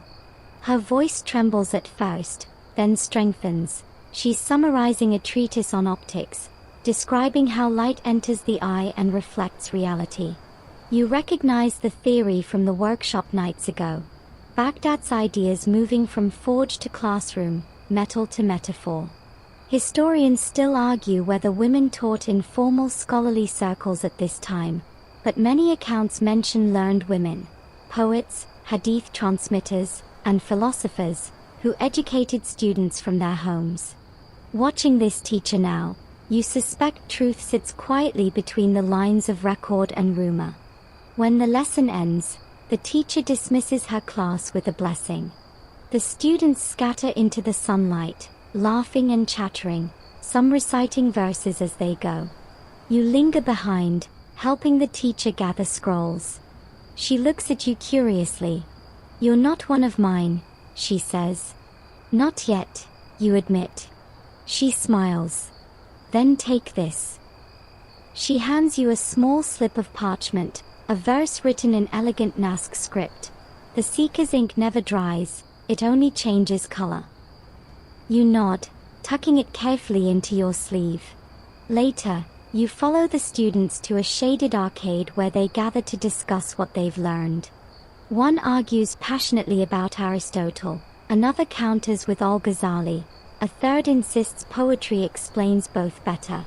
Their voices weave into a beautiful chaos, every word sharp, eager, and unfinished. You realize that debate, here, isn't about winning. It's about remembering. One student catches you listening and grins. "Careful," he warns. "If you stand too close, you'll leave with homework." Joke number 2, simple but effective. You pretend to back away in mock terror, and he laughs. "See? You're learning already." You sit with them anyway, sharing dates and tea. They ask where you've studied. You hesitate, then reply, "Everywhere, just not long enough." A girl nods sagely. "That's the best kind of education," she says. They begin reciting poetry next, voices overlapping in hypnotic rhythm. One verse about stars, another about patience, another, clearly improvised, about how papermakers smell like soup. Laughter ripples through the group, and even the serious ones grin. You're struck again by how alive learning feels here, noisy, human, playful. Historians still argue whether this intellectual openness was typical or exceptional, whether Baghdad's tolerance was genuine or romanticized. But sitting here, you see it in real time, a culture that believes knowledge multiplies only when showered. As the afternoon sun turns gold, the group disperses. Some head toward the House of Wisdom to copy texts, others to the mosque for prayers, a few toward the river for a swim. The teacher reappears, walking slowly past them, her gaze proud and tired. She catches you watching. "Every student," she says softly, "is a library that doesn't know it yet." You walk with her to the gate. "And teachers?" you ask. She laughs quietly. "We're the dust jackets. Forgotten first, but keeping the pages clean." You part ways at the corner, her figure fading into the bustle. In your sleeve, the scrap of parchment feels warm against your skin. The seeker's ink never dries. You glance toward the House of Wisdom rising in the distance, its dome reflecting the sun, and realize the entire city is built on that single truth. The sky is streaked with crimson now. Somewhere, a calligrapher prepares his ink. Somewhere else, a philosopher rehearses tomorrow's argument. And you, still learning, still lost, keep walking toward the glow of the eternal library. By nightfall, Baghdad hums again. The lull between lessons has ended. Lanterns flicker along every street, reflected in puddles left by a brief evening drizzle. The air smells of wet stone, sesame oil, and ink. You drift toward the House of Wisdom, drawn by the faint echo of rhythmic chanting. As you approach, you realize it's not prayer, it's calculation. A room full of mathematicians counting time like poets count syllables. Inside, the scene is almost absurdly serene. Dozens of scholars sit in a circle around a great brass armillary sphere. Its rings gleam in lamplight, turning slowly as if mimicking the heavens. A familiar voice greets you. "Ah, the wanderer returns." It's the young astronomer you met near the astrolabe workshop, his hands now stained with chalk. We're solving, he says simply, the shape of tomorrow. Mainstream historical fact. During the Abbasid Golden Age, scholars like Al-Khwarizmi and al-Battani revolutionized mathematics and astronomy. Al-Khwarizmi's works introduced algebra, and algorithms to the world, while al-Battani refined astronomical tables that later guided explorers and calendar makers alike. Their calculations turned the night sky into something predictable, almost intimate. You sit cross-legged as Al-Khwarizmi himself, or someone claiming to be him. You can't be sure in this dreamlike city, writes equations across a wax tablet. His voice is calm, deliberate. If the moon's motion is irregular, he explains, then the fault lies in our geometry, not in the heavens. He glances at the audience. The stars are innocent. Always. A chuckle ripples through the crowd. Baghdad humor, light as mercury. You edge closer, watching him adjust a metal sphere to track planetary movement. We borrow from Ptolemy, he says, but we must improve him. The Greeks built a fine clock, we only wind it better. Then, turning with a grin, and unlike them, we actually check the time. That's your first joke of the night, Math Nerd Edition. The astronomers begin their ritual, measuring, recording, muttering calculations that sound like prayers. A young assistant sprinkles sand across a parchment to dry the ink faster. Another sketches lunar positions, his brow furrowed. You can almost hear the numbers breathing. A fringe tidbit. One Baghdad scholar, Al-Farghani, wrote a treatise so accurate about Earth's circumference that centuries later, Columbus used a mistranslated version to plan his voyage, and underestimated the planet by thousands of miles. Historians still argue whether to blame Al-Farghani, the translator, or Columbus's optimism. Either way, you silently thank Baghdad for at least inspiring the adventure, if not the math. Al-Khwarizmi now moves to a large chalkboard and writes the word in sweeping letters. To restore, he says, tapping it. To balance. That is algebra.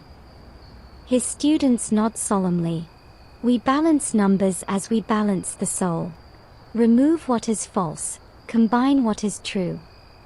He pauses, then adds slyly, and if that fails, approximate.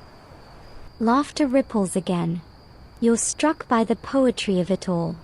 These aren't dry numbers, they're stories told in symbols. When Al-Khwarizmi explains quadratic equations, he sketches them as geometric shapes, a square for certainty, a line for longing. Mathematics, he says, is love disciplined. You whisper to yourself, I'll never look at X the same way again. Across the room, another scholar adjusts a great rotating globe of brass and wood. It ticks faintly as he speaks. If the earth moves, what happens to the stars? He wonders aloud. The others murmur. One says, they follow. Another says, they don't move at all. Al-Khwarizmi only smiles. Historians still argue that, he says softly, winking at no one in particular. You blink. Did he just break the fourth wall? The mathematicians shift focus to timekeeping. One demonstrates a water clock whose flow changes with temperature. When it's hot, he says proudly, the hours pass faster. Someone groans. So it's honest, then. That earns the third joke. Quiet. Perfect. You wonder as they work, peering over shoulders, watching ink bloom like midnight across parchment. Everywhere, calculations dance, stars transcribed into fractions, orbits into poetry. You sense the thrill of order emerging from chaos. Baghdad, for all its noise, seeks symmetry. Outside the hall, you find Zura again, hunched over a small table, copying a page of equations. She looks up, squints, and smirks. Careful, she warns, these numbers bite. You sit beside her, amused. You ever sleep? Once, she says, but I didn't like it. She gestures toward the hall. Listen, they think they're calculating the heavens. Really, they're writing lullabies for God. You glance at her parchment, noticing faint corrections and smudges. Why copy math? You ask. She shrugs. Because philosophers argue, but numbers behave. Then she leans closer, whispering conspiratorially, mostly. Historians still argue whether the House of Wisdom had a dedicated observatory this early, or whether observations were done from rooftops and gardens. But as you follow Zura onto the roof, where a long wooden sighting tube points toward the stars, you see the answer doesn't matter. Here, inquiry is an act of worship. You lie back, watching constellations drift. That bright one, she says, pointing. Jupiter. The scholars call it Almushtari, the generous one. And that faint cluster, you ask. The Pleiades, she replies softly. Sailors pray to them. Lovers blame them. The air grows cool, the city quiets. The great dome of the House of Wisdom glows faintly below, its courtyard lamps like constellations inverted. The mathematician's murmurs float up through the open windows, a gentle tide of calculation and faith. Zura speaks again, her voice drowsy. Numbers never sleep. They just wait for us to wake up. You nod, your own eyelids heavy. Maybe that's what these libraries are too. Dreams that keep the world balanced, one equation at a time. When you finally rise to leave, she's already scribbling again, muttering something about ratios and harmony. You glance at her notes, spirals, fractions, words mixed together, and smile. Algebra and poetry, tangled like vines. Baghdad wouldn't have it any other way. As you step out, the muezzin's call blends with the hum of the Tigris. The stars shift, precise as clockwork. You realize the scholars were right, the heavens are innocent. It's the humans who make them complicated. Morning returns like a soft sigh through the palm leaves, and for once, the city feels almost quiet. After so many nights of arguments, inventions, debates, and paper dust, Baghdad seems to be catching its breath. You, too, move slower today, your mind still echoing with equations and star charts. The Tigris glints beside you like a thought half finished. You make your way to the House of Wisdom, but before you reach it, you hear something unexpected, a melody. A gentle plucking of strings, a whisper of rhythm that winds through the streets like incense smoke. You follow the sound until you find its source, a narrow garden courtyard tucked behind a scholar's residence, where a small group of musicians sit cross-legged, surrounded by scrolls, instruments, and steaming cups of coffee. One of them looks up, smiling. Ah, another refugee from silence. Sit, traveler. You obey, lowering yourself onto a cool marble bench.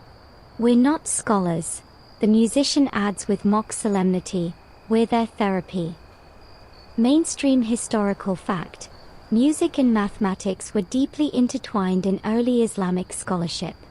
Philosophers like Al-Farabi and Al-Kindi studied the science of sound, how vibration, pitch, and rhythm correspond to numeric ratios.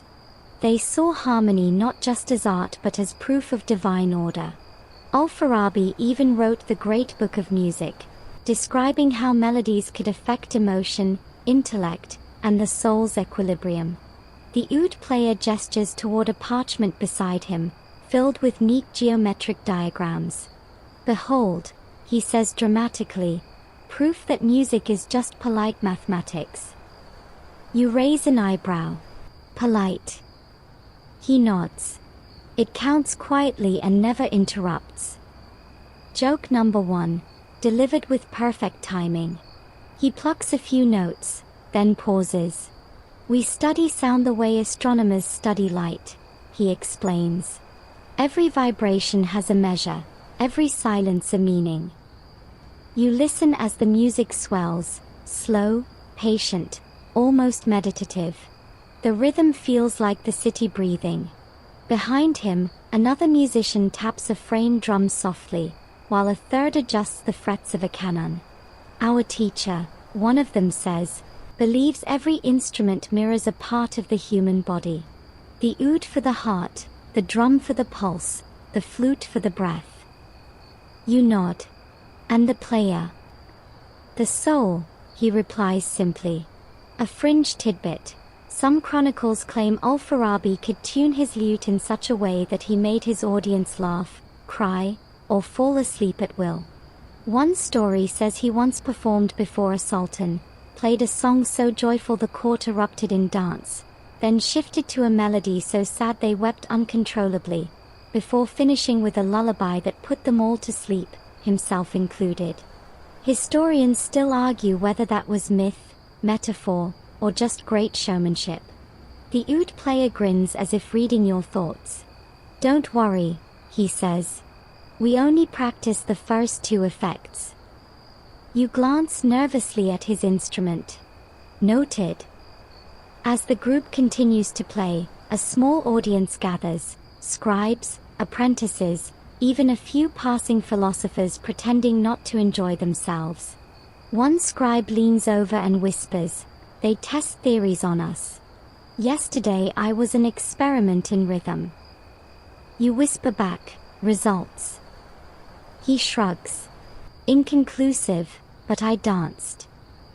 Historians still argue whether such gatherings blurred the line between performance and experiment. Some saw them as spiritual exercises, others as research. Listening now, you feel both. The notes seem to map the same invisible geometry that guided the astronomers' astrolabes and the calligraphers' pens. Harmony here isn't decoration, it's structure. The melody slows. The oud player gestures for quiet. "Now," he says softly, "we try the ratio of sorrow to hope." He begins again, and the sound changes. Minor, aching, yet threaded with something luminous. You close your eyes. You can almost hear the rhythm of copying quills, the hiss of papermakers' vats, the hum of debate halls. Baghdad's heartbeat set to music. When the piece ends, no one claps. The silence feels too delicate to break. Finally, someone exhales, and the courtyard breathes again. The musician looks at you. "You see," he says, "every idea in this city has its own melody. Some just need tuning." You linger after the others leave. The oud player begins restringing his instrument, humming quietly. "You're part of the House of Wisdom crowd, aren't you?" he asks. "Mostly a visitor," you say. "A witness." He nods.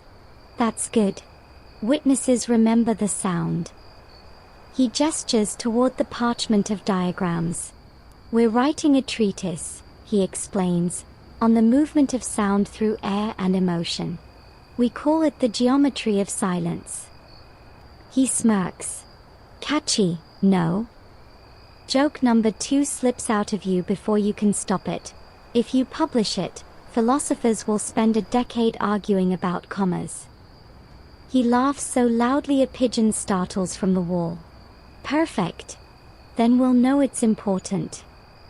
You stand to leave, but he stops you, pressing something small into your hand, a plectrum carved from mother of pearl. "A token," he says. "If you ever forget the rhythm, this will find it for you." Outside, Baghdad glows in the soft haze of dusk. The river murmurs below, matching the fading notes still echoing in your chest. You walk through the streets, hearing music everywhere now, in the clang of blacksmiths, the chatter of merchants, even the rustle of palm leaves. The city isn't just alive, it's in tune. Historians still argue whether Al-Farabi's theories truly influenced Western medieval music theory or if the connection was more myth than lineage. But as you listen to the Tigris sighing through the arches, it doesn't seem to matter. What mattered was the intent, the belief that harmony could explain anything, from the stars to the soul. When you pass the House of Wisdom, its windows flicker with lamplight. Inside, scholars murmur over texts, the sound blending with the distant thrum of a lute somewhere beyond the courtyard. You realize the library doesn't merely collect ideas, it conducts them, like an orchestra playing across centuries. You pause at the gate, the mother-of-pearl plectrum cool in your palm. You turn it over once, twice, and whisper to yourself, the geometry of silence. Then you slip it into your pocket, smiling. Every part of Baghdad has given you a relic: ink, paper, argument, melody. Each one hums quietly, like a note waiting for its chord. And as the stars emerge one by one over the city, you understand. This place, this impossible city of sleepless libraries, is itself a song. The night feels older than usual. Even the moon seems to sag a little, pale and thoughtful above the domes. You cross the courtyard of the House of Wisdom, the flagstones cool beneath your feet, and for the first time, you sense the library's fatigue. After all these nights of invention, debate, and music, the place deserves a pause. But of course, it won't take one. Lanterns still burn inside, their flames small but stubborn. Scribes still whisper, pages still rustle. The House of Wisdom doesn't sleep, it only shifts tone, like an orchestra moving from thunder to lullaby. You step through the grand doorway, where a familiar voice greets you from behind a stack of scrolls. Back again, Zura says, her smile lopsided, her ink-stained fingers holding yet another pen. You shrug. Addicted, I guess. She laughs softly. That's how the library gets you. It doesn't conquer, it seduces. She gestures for you to follow. Come. There's something I want to show you. You trail her through corridors that seem to stretch farther each night. She leads you to a narrow stairway spiraling upward, the walls lined with carved verses about knowledge and patience. We're going to the roof, she says. You've seen the workshops, the schools, the debates, but not the view from above. Mainstream historical fact: the House of Wisdom's roof and terraces were often used by astronomers and scholars for observation and air-drying freshly copied manuscripts. Baghdad's clear nights offered the perfect conditions for both stargazing and parchment preservation. When you emerge, the city lies below like a map of light. The domes of mosques gleam faintly, the river shimmers silver, and the breeze smells of rosewater and smoke. The hum of Baghdad drifts upward, markets closing, children laughing, a distant camel braying its eternal complaint. Zura spreads out a few loose pages, pinning them with small stones. These, she says, are the new catalogues. Every book, every scroll, every translation we've finished this month. You crouch beside her, reading the neat Arabic titles. On Medicine by Galen, the Book of Optics, The Elements, Letters of Aristotle, Poems of Al-Mutanabi. It's like looking at the anatomy of civilization. She sighs, tucking a stray hair behind her ear. We think we're preserving the past, she says, but really, we're rehearsing the future. You nod. And the future's loud. Always, she murmurs. A faint clatter interrupts you. Down below, someone's dropped a jar of ink. Zura winces. That's probably Youssef again. He's been awake for 2 days copying Euclid. Claims the triangles talk to him now. You laugh. Do they? She grins. Only to correct his mistakes. Joke number 1, small but perfect. You both fall silent, watching as a pair of scholars light a brazier in the courtyard. The smoke rises, twirling into the night like a prayer written in cursive. A fringe tidbit. Some later accounts claimed that the House of Wisdom's roof once held a giant celestial globe, crafted from polished brass, that could be rotated by hand to simulate the motion of the stars. Historians still argue whether it truly existed or was a poetic exaggeration. But standing here, you can almost imagine it. Baghdad itself spinning under your feet, the world turning on the axis of curiosity. Zura reaches for one of the catalogs and flips through it. We're sending copies of these to Damascus, Cordoba, Samarkand. Maybe even China, if the camels don't eat them. Do camels eat books? You ask. They eat everything, she says gravely. Especially philosophy. It gives them gas. Joke number 2 owns a snort from you loud enough to startle a pigeon off the parapet. You lean against the low wall, gazing across the glowing city. It hits you then, the sheer improbability of it all. A civilization that decided, collectively, that ideas were worth more than gold. That copying was a sacred act. That staying awake to learn was a kind of prayer. Zura follows your gaze. Do you know why they call it Beit al-Hikmah? She asks. The House of Wisdom, you say automatically. She shakes her head. Not just wisdom. Hikmah also means insight, balance, judgment. It's not what you know, it's how you live what you know. Historians still argue what precisely happened to the House of Wisdom in the end, whether it was destroyed in the Mongol invasion of 1258, or if its spirit simply scattered across the Islamic world, reborn in new centers of learning. But for now, under this calm sky, it still breathes. You and Zura sit quietly for a long time. The wind toys with the papers, a few escape, fluttering like white birds before settling near the parapet. You help her gather them, laughing softly. There, she says, rescued wisdom. You're officially part of the staff now. You grin. Do I get paid in ink or insomnia? Both, she says. Mostly insomnia. The candles around the roof burn lower. The city's sounds grow softer, just the distant splash of oars, the faint hiss of sand against stone. You feel that gentle ache that comes when something beautiful is almost over. Zura leans back on her hands. Do you think, she asks, that people in the future will remember us? You glance at her, startled. Of course. She smiles sadly. No, not our names. Just what we made possible. You look down at the glowing library below, its endless shelves breathing with the labor of hundreds of hands, and realize she's right. Legacy isn't memory. It's motion.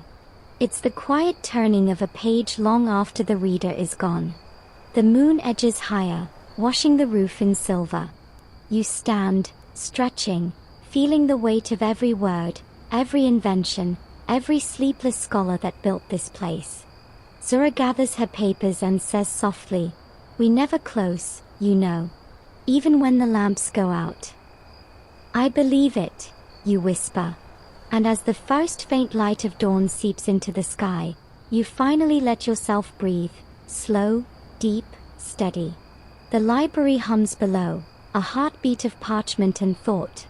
You know the scholars will still be at work when you wake, or if you never do. Now the night exhales. The sounds blur into one long, peaceful rhythm. The crackle of candles, the turning of pages, the faint song of the tigress. The library's lights dim one by one, until only a single flame remains, trembling like a tired eye refusing to close. You think of every mind you've met here, Al-Khwarizmi with his patient equations, the papermaker stirring moonlight in a vat, the poet balancing logic and laughter, Zura cataloging infinity, and you realize this. They never built a library that never slept. They became one. So you lie back, watching that last candle burn, and let your breathing match its glow. The flame flickers, then steadies, whispering secrets in a language older than words. And slowly, softly, the House of Wisdom drifts into silence, its dream continuing through you. The world fades to a whisper now. The ink dries, the quills rest, the paper cools. The great library of Baghdad, its noise, its laughter, its endless pulse of thought, settles into a hush as wide as the river itself. You can still feel its heartbeat, somewhere deep beneath your ribs, where curiosity and calm overlap. Let yourself drift there. Imagine the lamplight dimming across miles of shelves, the last scholar lowering her head onto her arms, the smell of parchment rising like faint perfume. The air grows warmer, slower, soft enough to hold. The stars outside lose their edges. The tigress stops arguing with its own reflection. Even the city seems to sway slightly, as though remembering a lullaby it once knew. You breathe in the quiet, old paper, clean ink, dust of memory, and exhale what's left of the day. In the distance, someone turns a final page, and the sound is so small, so gentle, it could be the sound of sleep itself. You follow it downward, through the garden, past the empty courtyards, past the doors that never truly close, until you're part of the stillness too. The library will wait. It always does. Its shelves hum softly in the dark, patient as eternity, full of stories that know you'll return. And for now, that's enough. Close your eyes. Feel the coolness of the stone under your palms. Hear the quiet between breaths, the faintest echo of an oud somewhere far away. Tonight, the house of wisdom rests through you, and you through it. Sweet dreams.